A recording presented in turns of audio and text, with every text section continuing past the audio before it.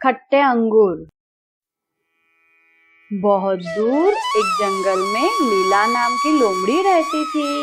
लीला को अच्छी अच्छी चीजें खाना पसंद था। वो जंगल में घूम के टेस्टी खाना ढूंढती रहती थी, लेकिन वो बहुत आलसी थी। मेहनत करने में उसे बहुत परेशानी होती थी। एक बार लीला की नजर एक खेत पर पड़ी। उसने ध्यान से देखा तो खेत में मीठे मीठे रसीले अंगूरों के बहुत सारे गुच्छे लगे हुए थे। कितने अच्छे अंगूरों के गुच्छे हैं। मेरे मुंह में पानी आ रहा है। मुझे इन्हें खा के देखना चाहिए। अंगूर तुम सिर्फ मेरे हो। लीला खेत के अंदर गई और नजदीक से अंगूरों को देखा।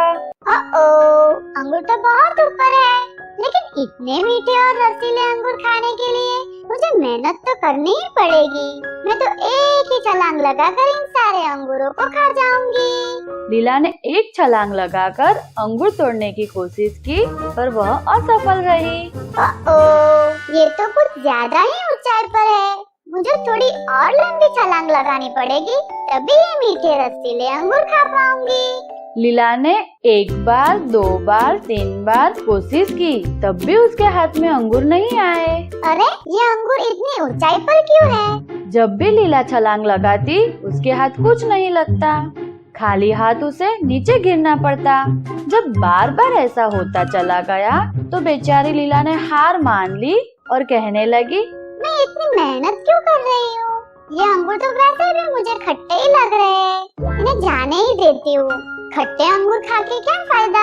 मैं तो देखते ही समझ गई थी कि ये अंगूर खट्टे हैं। लीला खाली हाथ वहाँ से जाने लगी और लगातार बोलती रही, ये अंगूर खट्टे हैं। तो बच्चों, इस कहानी से हमें सबक मिलता है कि हमें कभी भी घमंड नहीं करना चाहिए और अपनी कमजोरी छिपाने के लिए हमें किसी और को दोष नहीं देना चाहिए।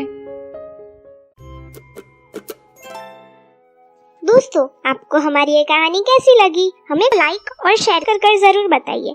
और हाँ, ऐसी ही मजेदार कहानियों का मजा लेने के लिए हमारे चैनल को सब्सक्राइब करना ना भूलें। Thank you.